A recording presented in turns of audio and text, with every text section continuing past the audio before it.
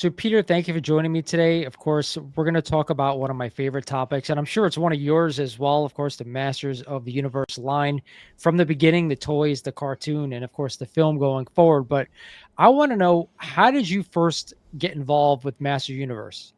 Yeah, absolutely, mate. So it's one of those really interesting things where I don't know if you're the same, where all of my memories from childhood are a little bit jumbled. So there's a couple of events that happened, but I can't necessarily pinpoint it to which came first. So I absolutely remember going on a family trip down to London and buying my first Masters of the Universe action figure, which was Stratos, and just falling in love with it. Now, I don't remember if I bought that before the cartoon came out or I saw the cartoon. I don't know which came first. And I also absolutely remember, do you remember the Panini sticker albums? Did you guys get those over in the States? I remember stickers. I don't know where they came from. I also remember the puffy stickers. I don't know if Yeah. you're familiar with those. Like those are like some of my favorites when I was a kid. Yeah, so over here we had a lot of the vintage cartoons that I'm a big fan of, Thundercats, Mask, He-Man, all that kind of stuff, as Panini sticker albums. So you would buy these sticker albums and just fill it with like 150 stickers, and you had your shinies, which you got really excited about, and all that kind of stuff. And I vividly remember collecting the Masters of the Universe He-Man sticker album when I was very, very young and becoming absolutely obsessed with getting those stickers. But like I say, I don't know which of those came first. I don't know which came first in terms of the toy, the stickers, or the cartoon. All I know is I absolutely was obsessed with all three of those things, you know? Yeah, for me, like I'm with you. I don't remember what came first. I'm gonna ask you before I tell you where I got mine. Do you remember where you got your first action figure? Like, was it at a specific store? Did you get it like a gift? Yeah, so again, over in the UK, I guess it's slightly different to you guys. I don't know if we got kind of the end of the lines or what, but I had the same experience with He-Man as I had with Turtles. You go to the shop, you've got your shelves and shelves of action figures, but they literally only had one figure. So with He-Man, it was Stratos. When Turtles came out, it was the Foot Clan Soldier. So I had no choice but to buy Stratos, and I fell in love with him, obviously. But he wouldn't have perhaps been my first choice, if I'm being really, really honest. But that's what we got. That's what I saw on the shelf, picked up straight away, and then I just fell in love. Just fell in love with them. Yeah. For me, I mean, like I said, I remember the cartoon. And I don't remember what came first, either the toy or the cartoon for me. I just remember, in the States, we had Toys R Us. And I know you guys have Toys R Yeah, Us yeah. as well by you, but I remember the end cap. The end cap with all the figures lined up. And what blew my mind was that for the toy line itself, like the card back was amazing. It to me, to this day, it's one of my favorite things about the line. It was so unique and so special. And not only that, the back of the card as well, you'd get like, the figures that were in that wave, and you would get a little bit of art. The art was a huge thing with Masters of the Universe. It was so incredible. Not just for the front, but the back, but even like for the play sets, for the two packs, everything like that. It was so unique, not only for that time, but for toys in general, because it was actually like real art. And I think that was a big part of me Yeah. getting involved with the Toyland. But I remember Toys R Us and going to that end cap, and I knew exactly what it was. And just walking by it for the first time, I still have it in my memory.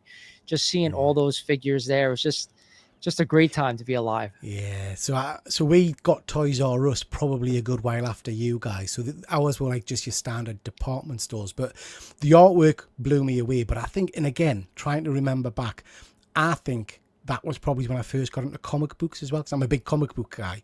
But those original figures came packaged with your mini comics, and that was Mm. just so, it was mind blowing at the time. I got a toy and a comic, in one package, which was just incredible. So yeah, I absolutely fell in love with the artwork, the comic books, the stories behind these characters was just amazing. It was the complete package really back then for me. It really was, like, you just hit on it, and then you add the cartoon into it as well, and you got so much great backstory for the characters, and obviously the iconic voices of all the characters between He-Man, obviously Skeletor is still to Yeah. this day is very, very iconic. So you add all that together, and then I'm going to mention something that maybe not a lot of people talk about, but how about the iconic commercials? I don't know if you had the commercials in the UK, but the commercials for the toys were unbelievable. I remember the Castle Yeah. Grayskull commercial with the kids and the dad. What do we have here? It's Castle Grayskull. And it's mine. Not so fast, Beastman. He-Man! You can pit He-Man against Beastman playing for the power of Castle Grayskull. You have to put the castle together. Beastman's escaping. The throne, Dad.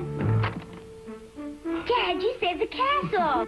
Castle Grayskull from the Masters of the Universe collection. I think that's what kind of, I finally saw the commercial one time. Like, holy crap, I got to go to Toys R Us. I got to get my dad to take me there because these are incredible. Oh, absolutely. So I did a little video a while ago about some of my favorite action figures, and I went to YouTube and searched some of the commercials, and it just blew my mind. Just absolutely blew my mind. It's those, so a lot of my collecting, and I think you're similar in some regards, a lot of my collecting is based on nostalgia, and it's memories and the feelings that evokes. So watching those commercials again, I was immediately just grinning, thinking, yeah, I remember that. I picked that up. I got that figure, you know. I think that's the whole thing with this kind of nostalgia-based collecting. It's how it brings you back to your childhood and happy times, and, you know, like I say, smile. As soon as I think of He-Man, I just smile because it's just my childhood, you know. Yeah. So all right. So you got Stratos. How long did it take you to get some other figures in the line? Oh, I was hooked. So as soon as we got them in the UK, I was getting them. I'm very lucky. I think I might be a little bit older than you, but I was very lucky in that I grew up in what I class as the golden age of action figures. So I got the He-Mans, I got the Mask, I got the Transformers, the Thundercats, all that kind of stuff. But the He-Man seemed to be the one that my collection just kept growing and growing and got more and more complicated when you got the play sets, the Slime Pit, Castle Grayskull, Snake Mountain, all of those big pieces. And interestingly, looking back, I wasn't buying them myself. My parents were buying them, so I don't recall them being overtly expensive. And that might be why I had so many of them, if that makes sense. But I certainly had a hell of a collection. And I very much gravitated towards some of the bad guys. I think the more complicated the figure, the happier I was, if that makes sense. Absolutely. Yeah, He-Man's great, but he's basic, if you know what I mean. Your Trap Jaws, your King Hisses, your Extendors, all those kind of figures seem to be more interesting to me as I was growing up. So if you don't mind me asking, how old are you? Because I think we're probably around the same age. So I'm 38 in August. Yeah. I'm way older. No, sorry. No, hey, God, it's late here in the UK. Can I use that as an excuse? I'm 48. I'm 40. I was born in 77. So was I. We're the same age. I'll be 48 actually in a couple months. So I'm a little behind you, but you look much better than me. Thank you. I appreciate that. Yeah. But yeah, so we're around the same age. So you probably got them a little bit later than me because you're in the UK, I'm in the United States. But I got to tell you, I'm with you. Like, I gravitated to the bad guys as well. Yeah. And I just think because they had greater personalities especially in the cartoon, like between Trapjaw, Merman, Beastman, especially one of my favorite characters, because they like really, exercised our imagination. Like, you could get the figures and not watch the cartoon yet, and then all of a sudden you start watching the cartoon and you kind of figure out how these characters are supposed to be, and that's what kind of evolved the line even more. So for me, like, I'm with you. I was definitely a Skeletor guy. He was my first pick if I was playing with my friends, no questions asked. But I will say that, like, He-Man himself, another great thing about this line was the fact that they disguised his identity, being Prince Adam, and having to have that figure, and then all of a sudden be able to, raise your hand in front of Castle Grayskull and say, by the power of Grayskull, and all of a sudden he's He-Man now. So, like, that was another great part of the line that I don't think we get now with a lot of these toys that come out, for these younger kids, as the imagination is just not there anymore like this line had. Yeah. Oh, absolutely. Absolutely agree. And it's interesting, this line in particular, because I normally gravitate to your archetype heroes. I like the moralistic characters. I love Optimus Prime. I love Superman, Captain America, those kind of characters who represent what we should all aim to be. But for some reason, for He-Man in particular, I'm drawn to the bad guys. And I don't know if that's just because I like the design more, because I liked the characteristics of them. They had cooler weapons and outfits and things like that, And you're absolutely right. Having the comics and the cartoons is great to see your favorite heroes, villains on screen, but it's the imagination play that really, kind of takes off for me. Sat on a Saturday, banging me figures around, making up my own stories, drawing my own comics, things like that. It just helps that young mind just develop and grow and experiment and play. And I'm not sure we get that anymore. A lot of my son's figures are statues, or, you know, I don't know. I never really saw my kids with that imaginative play, action figures wise, you know. I don't think the creativity is there anymore. Like this line, it was so iconic, not because of just the line itself, but each individual figure that came out had a story behind it. Like you take a figure like Whiplash, or like you know, Orko, like they were so, like, each individual figure had such an iconic story to it that it was like you had to get every one, because you wanted to play with each figure and each story to go along with everybody else's, because they all meshed well as well. And the iconic colors, like every figure that came out had a different color, had a different base. So like, yes, they used a lot of the same body parts, but what they were able to do with the same parts to create different figures was unbelievable. My little mind was blown when you got to things like, you know, Moss Man or Stinko, and you can actually scratch the figure and smell something. And it was like, what? You know, what is this? Or Snout Spout. You got a water pistol in a toy figure. You know, it was that creativity that really just blew my mind. And I think we lost a little bit of that as time went on. So I think back to things like Mask. I don't know if you're a fan of the Mask. I said I wasn't a huge fan growing up of that. Obviously, I was Transformers, Thundercats. You could see behind me, but I never really got into Mask. Yeah, but so Mask was great. I loved Mask. Masters of the Universe felt like they'd put time and effort into fleshing out these characters. They all had backstories. They all had characters. They all had a booklet that explained things to you. We got the Mask, and then I couldn't even find what the masks did. You know, the boxes didn't tell you what the individual powers were. The cartoons kind of explained it, but I felt I had to hunt for that. It feels like to me that He-Man and Transformers and Thundercats had effort and time put into the narrative, the world, but it wasn't just to sell a toy. I'm sure it was. Yeah. I'm sure they wanted to sell a toy, but actually they put some heart and soul into this, you know, and that I appreciated that as a kid. And I appreciate it even more as an adult now, because, you know, as a nerd, I can sit and I can reel off people's backstories for how Snout Spout got his powers or what happened to Extendor. And that's a little bit sad. But you know, I also think what a great time it was to have a kid to learn all that stuff and to read it and to just absorb it, you know? Yeah. So I'd be amiss if I didn't ask you this question. What was your favorite heroic figure? And what was your favorite evil warrior? I mean, that come on, that's an impossible question almost. You know, I have to say from a bad guy point of view, again, probably because of just the different bits and things you got with him, it has to be Trapjaw. I love that character design. I love the fact I had different weapons and guns and all that kind of stuff. But I have to say King Hiss is probably a close second. That again was just a crazy figure to have. You know, the plastic shell, you open it and you've got a body made of snakes. Just incredible. Heroes, I do love Extendor. I don't know if you've seen that figure before. Really cool. Rio Blaster. You know, it's all the kind of the ones that are a little bit unusual or a little bit different. They're not necessarily my favorite characters, but they're certainly my favorite toys. You know. Yeah, I understand. For me, I actually recently did a video about this, my top 10 Master Universe figures. And obviously, I told you before, I'm a big villain guy. So Skeletor was always going to be at the top, because I fell in love with the figure, but also fell in love with the cartoon. And like, you know, how he was in the cartoon, it was just like unbelievable. So like, I've always had an affinity to play with that character first. But like you said too, Trapjaw was right behind it. I love the Battle Armor series, Battle Armor Skeletor. When they started doing other ones like Dragon Blaster and stuff like that, I was not into it at all. But Merman was another one, Beastman, but mainly Skeletor. Heroic side, outside of He-Man and Prince Adam, I love the Prince Adam design for the original figure, with the vest, the cloth vest, and the belt that I always get too loose. But outside of those two, Mossman to me was the most playable character there was, because I've said this before, you could take him outside, you could put him anywhere you want and create scenes of him coming out of the bushes, wherever, ambushing people. So I always loved that character. With this line, I thought it was incredible.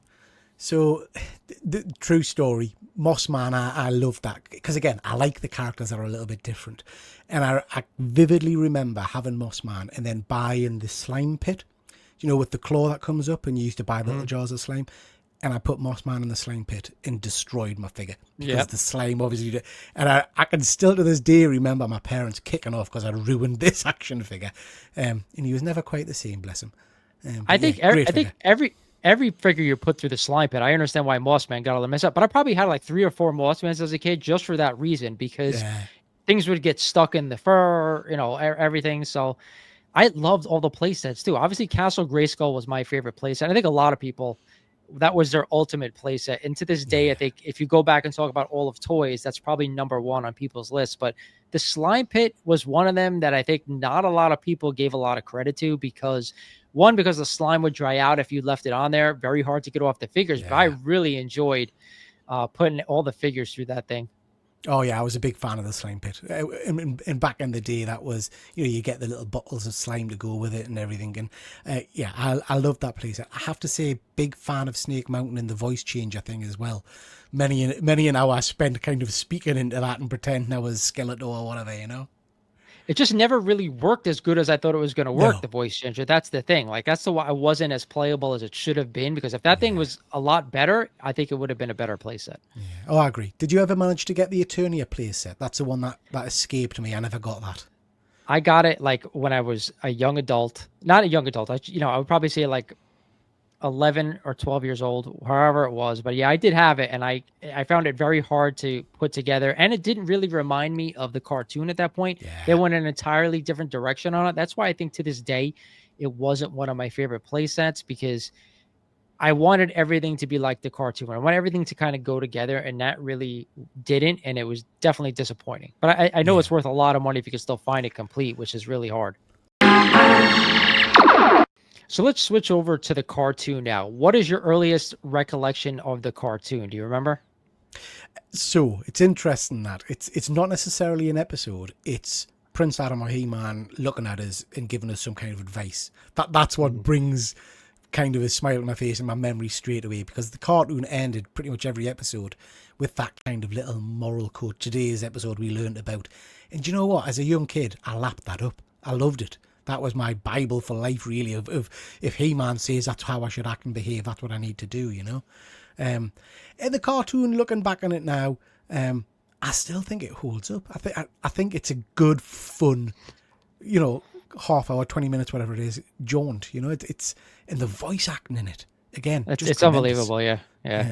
That's what I remember the most, are the voices. Obviously, the animation is what it is for that time period. But like, I got to tell you, the voice acting done for the Skeletor and He-Man, not only that, but the Orko was an iconic character that I still to this day remember the voice, and just incredible characters. Like, that's the one thing when I got home from school every day, and here it was on like 3:30, 4 o'clock, right after you get home from school. And that was the first thing I would do when I would get home, is turn that channel on to the TV and be like, well, where is this? I got to watch it, because I was absolutely in love with this cartoon. Oh yeah. And it's again, I would say we're blessed times in terms of the different cartoons, because He-Man again was graced with a stunning opening sequence.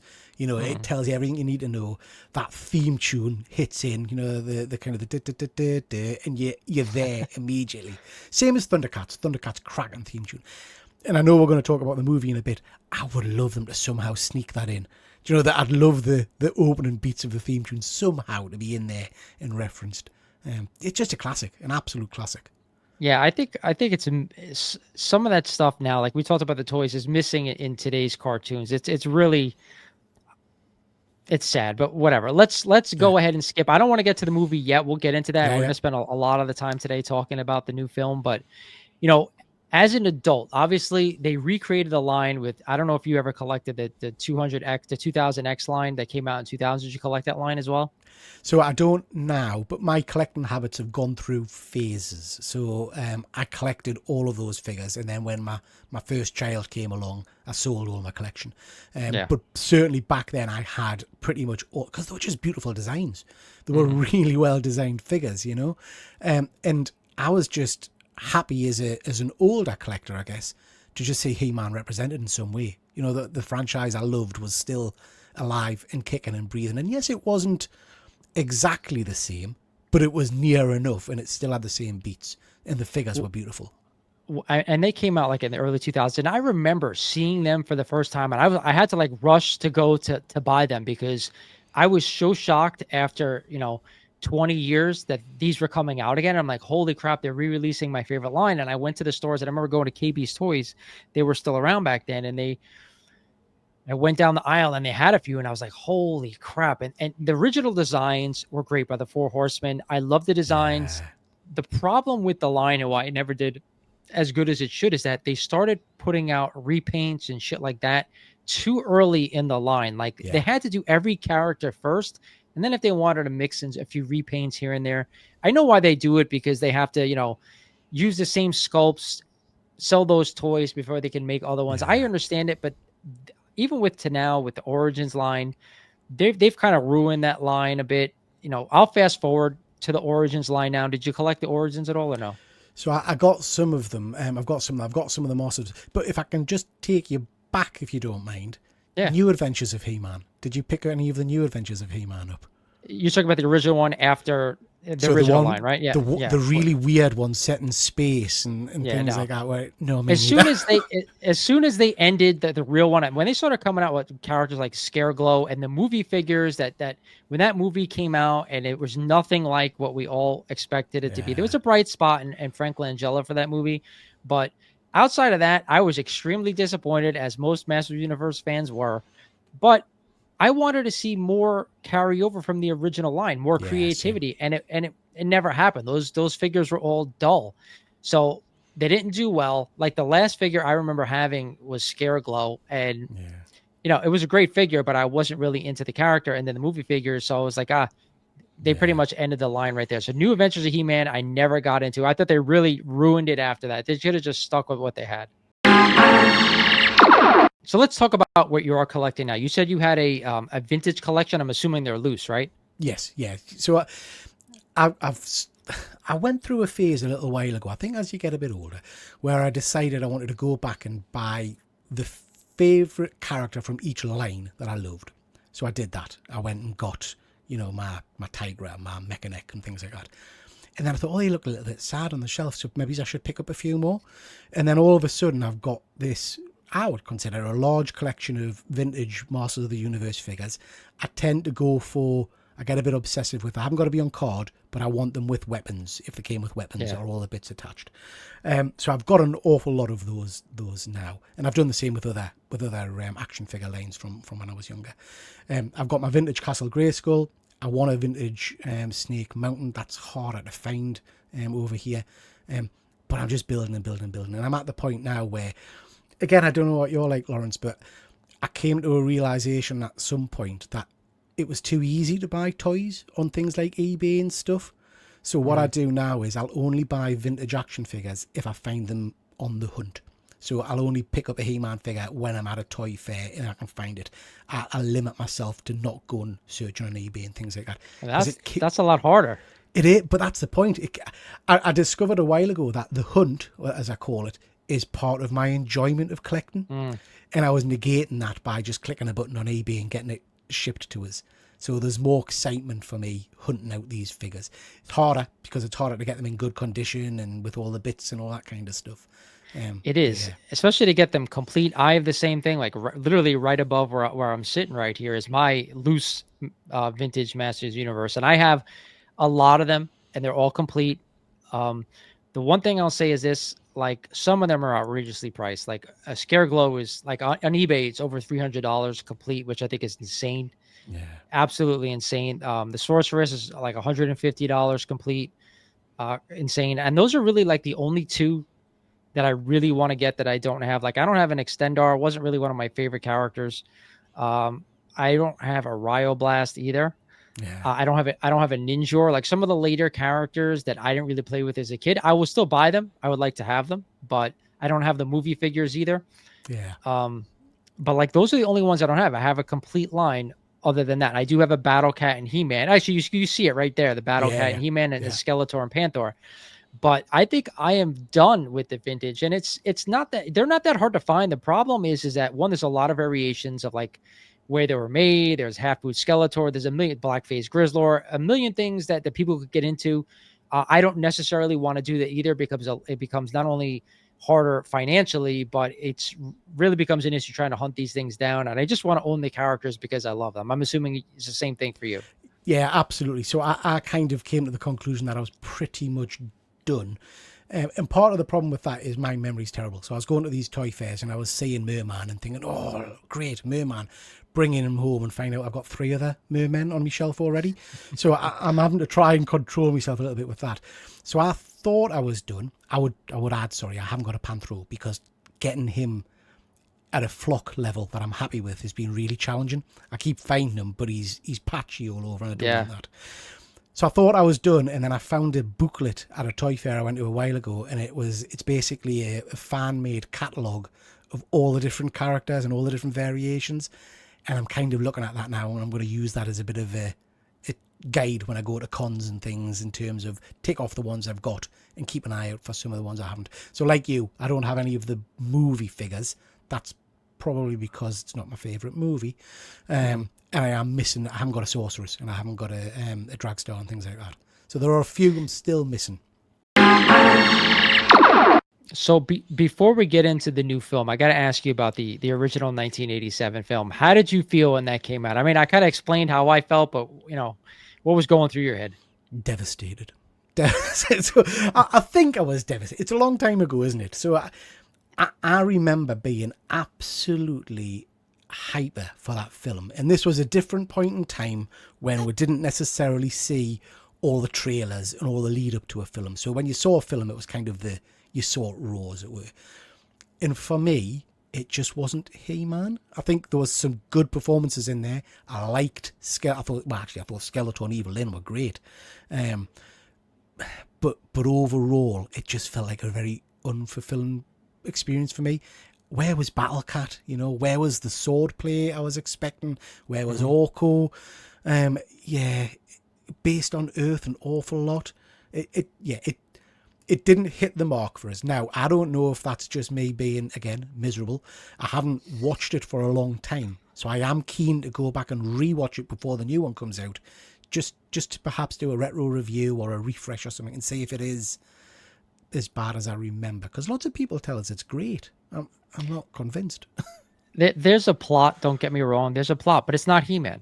It's not He-Man. Okay, we got Dolph Lundgren to play He-Man, but the chest armor was different. The sword was different. His whole outfit was different. Even Skeletor, as great as the acting job Frank Langella did, it didn't remind me of the Skeletor we got in the cartoon or in the toys. Yeah. So to me, it wasn't Skeletor. And no matter how enjoyable the film was, if you liked the plot or whatever, it just wasn't Masters of the Universe that I grew up with. And that's really all that could be said. I think there are people who find it nostalgic to go back and watch that type of movie, but it's just not what we were expecting, and it kind of killed it. So yeah, I think that's for me exactly how I felt. That I went in expecting He-Man, and I didn't get it. I would say I had a very similar experience the first time I watched the first Michael Bay Transformers. I was like, exactly. That's not Optimus Prime. So let's talk about what I think everybody came here to talk about, and that's the new Masters of the Universe film that's going to be hitting theaters June 5th next year, 2026. Have you had a chance to see, all the little, behind the scenes stuff that they showed, like the leaks of the pictures of the costumes, stuff like that? Absolutely. I can't get enough of it. And I have been watching your videos on it as well. So yeah, it's that double-edged sword for me. I don't know if you're the same, where I can't not look at the stuff, but then I don't want to look at it because I want to be surprised when I go into the movie.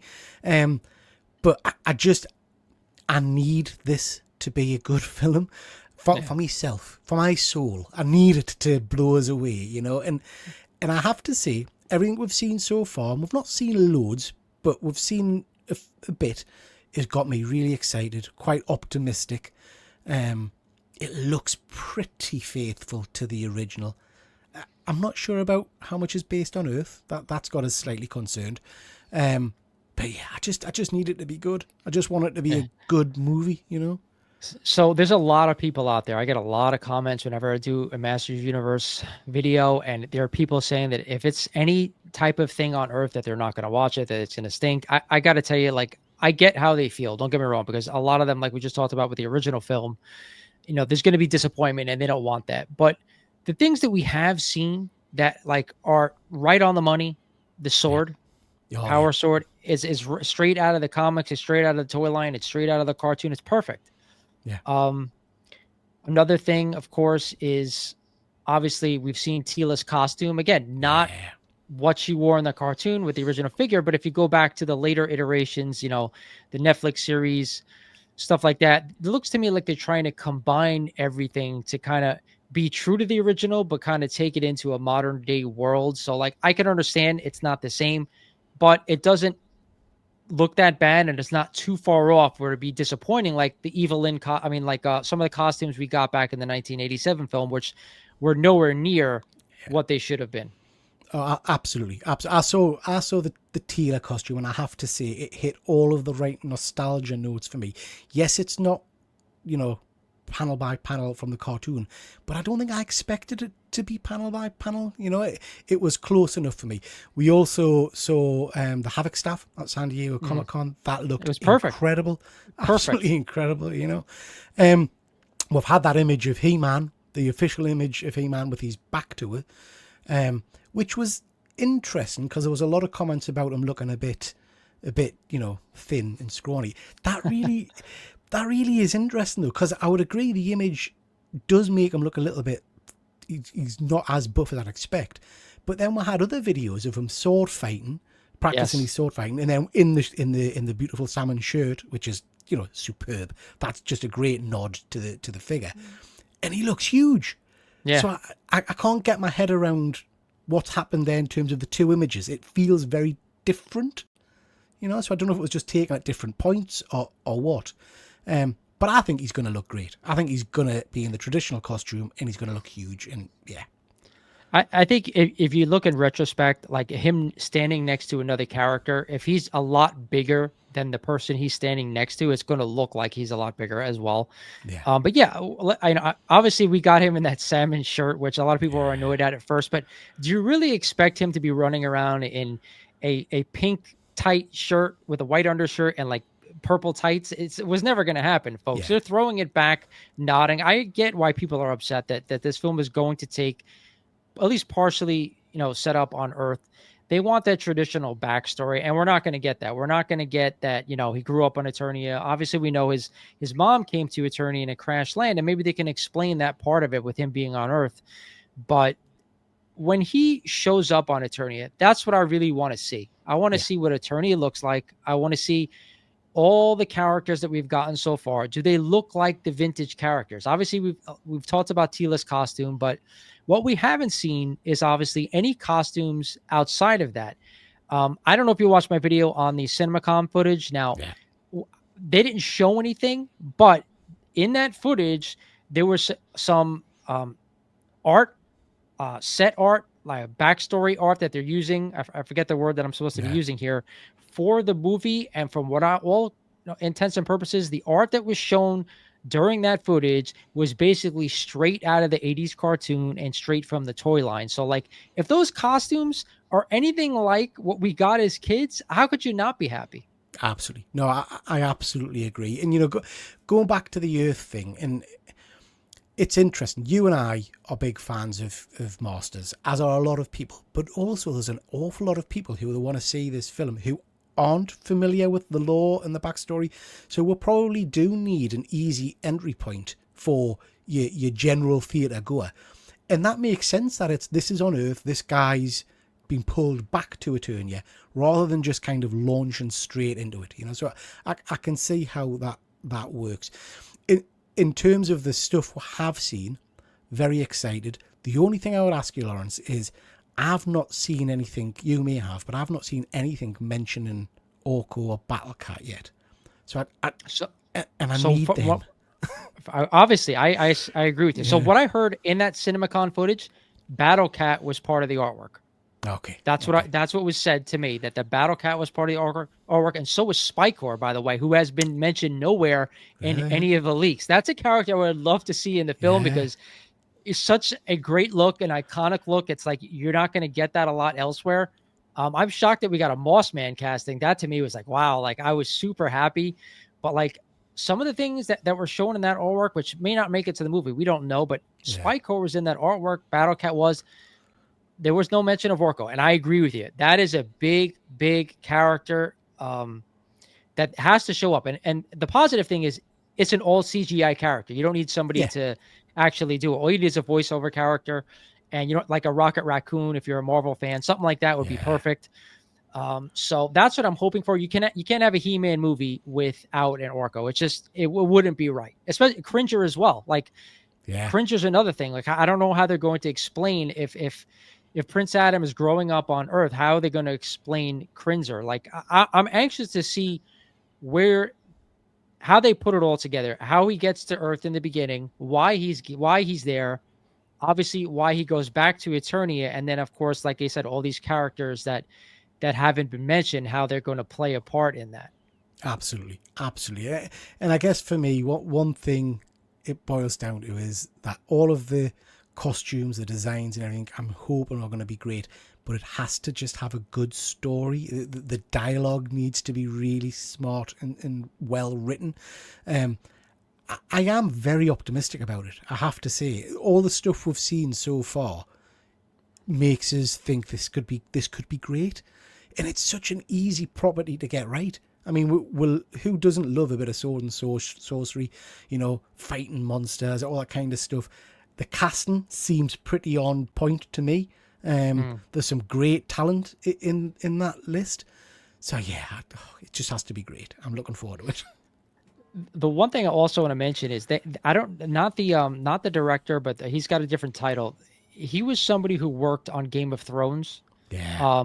Also, so like that to me, if you get somebody from who laid out that landscape, like I don't know if he's a set designer or what his official title is, but you get someone who set up the shots on Game of Thrones and the way that looked. You throw a He-Man into that world with the characters around him, like that could be iconic. So it seems like with the director Travis Knight, like, who knows the IP, that's what I've been told. Big fan of the show, big fan of the cartoon, the cartoon and the toy line growing up as well. So I think he's going to do this thing justice. I get people's animosity and how they feel about this thing being on Earth, but I got to tell you, from what we've heard so far, we've got nothing. The one thing I wanted to mention about Nicholas Galitzine in the costume is that, he may look a little bit small in that photo, but he's got the look of He-Man, right? Yeah, you cannot tell he doesn't look like He-Man. I'm waiting to get that full frontal shot. I want to see what the chest armor looks like, what the symbol is going to look like on his chest, because that's another important part. They went a different way in the 2000X line. They went an even further way later on in the Netflix series with just the H there. Like, I want to see the original cross design, but I understand they may not do that, but I do want to see it. They could go the route of the new design with the H here, which I guess if you turn the cross design sideways, it could possibly, do something similar. But what's your thoughts on the chest armor? So I want original, and I get that might not work in today's kind of designs and whatnot, but I would want absolutely a nod to the original within that, because it's a classic costume. Everybody recognizes that design and that character, and so far from what we've seen, I think it looks pretty faithful to the original. The sword looks stunning. We've got the furry boots. I'm sure we saw some images of that a while ago as well. Even if the costume develops as the film goes on, I don't necessarily mind that. I just want the original at least referenced at some point. Do you know what I mean? If we get the original costume when he first goes to Eternia, and then by the end of the film we've maybe got an updated version or something, I'm okay with that. I just want the original at least seen. Yeah, I don't think we're going to get all that in this film. I think he's going to get to it, Eternia maybe after the first maybe 45 minutes of the film, when we have an hour and 15 minutes of him on Earth. So I think a lot of the film is going to be him learning his backstory. Yeah. Something's going on with Skeletor at Eternia, if he's overtaken it, or if he's captured King Randor, I've heard, or if he's killed King Randor, I've heard that as well. We don't know what that is, but I think it's about him finding himself, finding who he is, becoming He-Man for the first time. And then that's why I really think this kind of sets up into, having a sequel if it does well, and then possibly even a trilogy, because you can't tell the entire story of He-Man in one film. and then add all these great characters that the line has in just one thing. They have a lot of them. Don't get me wrong. There's so many characters that are going to be involved in this film. I feel like they're setting us up for like possibly more after this. Yeah, absolutely. I mean, even if you just look at the casting we've had so far, there are so many characters that it's going to be impossible to give a great deal of screen time to each of them. Do you know what I mean? So a lot of them are going to be background characters or a small scene here or there, which is great. We'll get to see them, but we'll want them fleshed out. Some of these characters, as we said earlier, have just got such interesting stories and backgrounds. You could do full movies just on them, on how Trapjaw became Trapjaw, that kind of stuff. So I really do hope this does well. I hope it starts off a franchise. It's crazy that it's taken this long to get to where we are now. If you look at the success of things like, you mentioned Game of Thrones, Lord of the Rings movies, this kind of fantasy movie does well. So why we've taken so long to get this is crackers.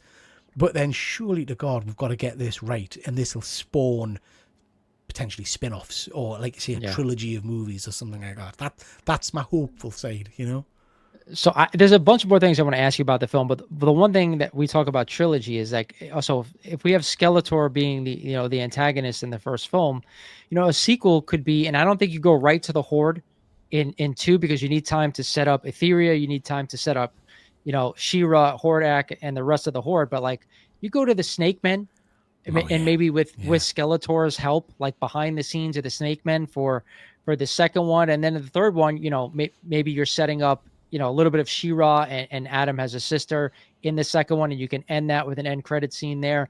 And then the final one is the Horde. How amazing would that be? That would be a Masters of the Universe fan's dream.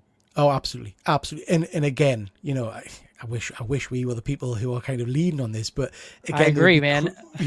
There would be crazy not to go down the She-Ra line at some point, because from all of the Master stuff we've had over the last 10 years or so, that She-Ra series did incredibly well. It got great views.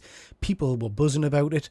So I would be very surprised if they weren't trying to pick up on that popularity and get She-Ra in here somehow. Absolutely, as a post-credits scene or something like that. So I'd love to see that. But music to my ears. Before She-Ra, I want the Snake Men. I loved the Snake Men. I just thought they were an incredible group of figures to have. But again, their backstories and everything is just incredible. So that would be a really interesting line to go down. I just think it would set up tremendously. If anybody from MGM Amazon is ever listens to this, you know where to find me, because I could write an incredible, 2 more films to this to go for a trilogy, because I have been waiting for this, like so many others, for 40 something years. And we are super excited. So you mentioned earlier about the score, right? The original cartoon score, that opening scene of iconic music. I don't know if you saw that, when they released the teaser, the trailer for the Master Universe, and they show the words, it's playing in the background. They've done a modern retake on it, but I'm happy to see, just like the Superman movie, that they know how important that music is to the lore of He-Man, and anybody who's seen it, who's a fan, should be extremely happy. So it's really interesting, Lawrence. I talk about this quite a lot, the power of music, of key themes. So, for example, Mission Impossible. I don't know if you're a Mission Impossible fan. The latest movie, they seem to miss, in Mission Impossible, if something exciting's happening, we'll get the theme tune. That didn't happen in the last movie for some reason, and I felt it. So, it's the same with that. It's the same with the He-Man theme. It's the same with all of these iconic musical beats, So for me, I think they need to somehow subtly get that in there. You mentioned Superman there. Great film. But every time that score hits, that John Williams score, I just grin, because it's familiarity, and something's kicking off or something good's happening. I want that with He-Man. I want that every time he lifts the sword. I want that tune playing in the background, so it becomes synopsis. It's linked with that scene. That's what I want. And what's funny is, like, I mentioned this earlier in one of the other videos. If you watch their cartoon, the cartoon had such iconic music in the background. Every time you heard Skeletor enter frame or someone evil enter frame, you got that dun dun dun, like the whole background music. It would be iconic if they could include this in the film as well, because even like the Orko scenes in Eternity, dun, dun, dun, dun, dun, dun, dun, dun, dun, I would love to have that, because that would be like you just said, like it just takes you back to like for you remembering what made the show so important to you growing up. It's such an important part of the film that I hope they do it. Yeah, it's an emotional link that you're not even conscious of. Yeah. If that makes sense. As soon as the tune hits or the beat hits, it just brings you there, you know. Yeah, I'll just love it. I absolutely love it. The first time he raises his arm, and I think it's going to be only one time in this film. I just got a hunch that, you know, when he finally realizes what he can become, when he lifts it up and says, "By the power of Grayskull," what are you going to feel? By the power of Grayskull.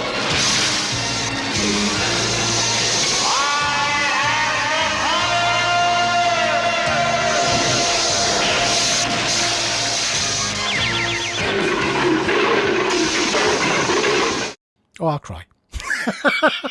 No, I'll be absolutely ecstatic. And it's so that is such an important, iconic thing for me. The only thing I can possibly link it to is I'm a massive Thor fan. Thor's my main character. And I'm a massive Captain America fan. So as a comic book reader, Captain America lifting Thor's hammer, Mjolnir, is kind of, you know, one of the greatest events ever. When that happened in Endgame, it was an emotional experience. Do you know what I mean? Yeah. That's what this will be like, I think. So when he holds that sword aloft and says the magic, that will be, yeah, it'll just be everything for us. If the balls it up, I'll riot. You know, so yeah, they've got to get that right. They've got to get it That's right. the thing. If there's 40 years plus of pent up fans going to be sitting in the theater waiting for that moment. And that's why I think it's going to happen once in the film. Yeah, it's going to happen once, and people are going to go nuts. You're going to see theater reactions everywhere of that happening. It's just, it's going to happen. I'm starting to tear up now just thinking about it. Yeah. Yeah. And it's interesting as well. And I know that the theater experience in America is very different to the theater experience here. Watching Endgame was an emotional experience for the entire theater. But for some of these kind of movies, I cannot be chewed with people who aren't fans around us talking and who's that and who's this character. So I'll have to probably go and see this first by myself quietly when I know the theatre's going to be quiet, so I can absorb it all in and then go and experience it with a bigger audience, you know. I've already like kind of prepared my kid who's going to come with me, because he knows nothing about Master Universe outside of what he sees in this room. But I've already told him, like, before Spider-Man No Way Home, and I'm a big Spider-Man fan, I said, this is the movie that I have been waiting for. I will be there opening night. I don't care what the first showing is. I'm going to take off if I need to take off. It's going to be, I said exactly, I said, same thing you just said. I'm going to cry in this movie if it's done right. Either that or I'm going to get up if it's awful and just rush the fucking screen, and that's going to be it. They're going to have to arrest me and whatever. But I am like, it's from all the information that we've gotten so far, I'm so excited, and we're over just under a year away. I mean, the pent up excitement out there, and I could tell because, you know, for my videos that I do, like I basically focus on collectibles, mostly comics, stuff like that. But like the views that I have gotten talking about something I love regarding Master Universe has been so overwhelmingly good. A lot of people are watching. A lot of people, whether they agree with some of the stuff that I said or they don't like the film, like everybody is waiting for this. So the final thing I want to ask you today is that there have been a lot of people who have come out and said this movie's going to suck because Jared Leto has been cast as Skeletor. And I understand that, you know, the mindset because of the last two characters he tried to portray, you know, the Joker, I wasn't a fan of it. And Morbius obviously was god awful. But how is your feeling about Leto cast as Skeletor, and you know, what do you think about the fan backlash? So one of the things I've discovered over the last few years is, as I've just kind of said, you cannot please everybody. And there are people who have polar opposite views to me. And it's sometimes hard because you listen and you think, I just don't get why you're so angry and upset about certain things, you know. But everyone's entitled to opinion, so you know, I would never take that away from them. In terms of Jared Leto, I hated his Joker. It wasn't Joker. I don't know what it was. Yeah. It wasn't Joker to me. I'm one of the rare. I'm not going to say I enjoyed it. I'm one of the rare people who thought Morbius was okay. If it wasn't a Spider-Man film and it was a vampire film, I thought his performance was okay. And I think he's a good actor. I've seen him in some good stuff. You know, He's an very excellent good actor. stuff. He really is. Yeah. So I am positive, and I think he's going to knock it out of the park. I think he's going to surprise a lot of people. We've got him coming in the new Tron film. That looks really good. You know, he was excellent in Blade Runner. I don't know if you saw Blade Runner. He was good in that. So yeah, I think like a lot of actors, he's had a couple of poor movies or poorly received movies, and that's become what he's known for. And sadly, some people have forgotten everything he's done outside of those movies. So yeah, I'm giving the guy a chance. The key thing for me, Lawrence, and you probably is the same, is when we first see him in that costume, in that makeup, whatever they're going to do, I want to just look at it. I don't want to see Jared Leto. I want to look at it and say, yeah, they're Skeletor. That's what I need, you know? And there's a couple of things I want to mention is that I did a video a while back about the set photos they showed of Skeletor. The person with the mask, he's sitting there and he's got the staff. Obviously, that's supposed to be him. And then Evelyn is next to him. And people were saying, oh, it's like a dress rehearsal or something along those lines. But I'm telling you right now, if you look at that costume he's wearing, whoever that is, he's wearing all blue. He's almost wearing like a blue sweatshirt with a hood on. Yeah. I think they're going to entirely CGI him out. If you look at his face in that video, it's not his face. It's like a white thing over his face. I think they're going to CGI Skeletor's face on top of him. That's just my hunch. And that's how it should be done. You know, Skeletor has to be blue. And from the CinemaCon, artwork that we got, he is going to be blue. And the costumes from what I heard are going to be pretty accurate. I think they're going to CGI a lot of this stuff for him, especially because they have to get it right. He's not a character you can just, defer and do a couple of things here that may throw it back. Like, that's a character he's got to look. And more importantly, in my opinion, he's got to sound like Skeletor, like the iconic laugh, the iconic talk. Do you want the laugh? Do you want him to do the laugh? Yeah, he's got to do the laugh. He's got to do the laugh. Like, there's no question to me. And from what I've heard, Leto was a Masters of the Universe fan growing up. Like I think he's around our age. So, I mean, he's got to know how important this is. And I think he does. So I'm pretty sure, like, as much people hate the casting because of previous work he's done, go watch Dallas Buyers Club. Totally different movie, but the guy was phenomenal, great actor. And if the IP is important to him and he knows the IP, obviously he knew I don't know if he was a Joker fan. I have no idea. I mean, I let that fall on a director for letting that happen and going that route with the Joker because he was terrible. That Joker was terrible, no matter how much you think of his acting in that film. Like, for the director to allow that type of Joker tells me all I need to know, and that I don't think that was his fault. What a strange time period we had there, but we had that version of Joker and we had the version of Lex in Superman versus Batman, which was just a bizarre choice as well. So yeah, I think the guy has certainly got the acting chops for the role. I think he's going to knock it out of the park. I think it's a kind of character that any big actor surely would want to get the teeth into because it's so iconic. It's so fun to play. The movie, the we mentioned earlier, the Dolph Lundgren movie, went very much for a more serious, very sinister kind of Skeletor. That's not necessarily what I need in this film. I need the kind of the more jovial, the kind of surrounded by his henchmen kind of thing. And I think Leto can pull that off. I do. And I just think that, like, Skeletor is more important than He-Man in this film. I hate to say it, but, like, if they get that character correctly, everybody's going to forget that Nicholas Galitzine is not enormous. Like, if he gets this right and he pulls off a great Skeletor, like, I want to say a Heath Ledger performance for the Joker, what he did for that character, that's what I want to see from Leto in this film. Like, you have the original Skeletor from the cartoon, and that's what everybody wants. Everybody remembers that. He's iconic. If he can make people forget, like, I hate to say it, like Ledger did for Nicholson, no one else has played this character besides Frank Langella, and it was a totally different route. If this is done right, it may be one of the greatest acting jobs that's ever been done. Yeah, absolutely. If you'd like to become a sponsor here on the Mighty Rewind Podcast, make sure you reach out at the Mighty Rewind Podcast at gmail.com.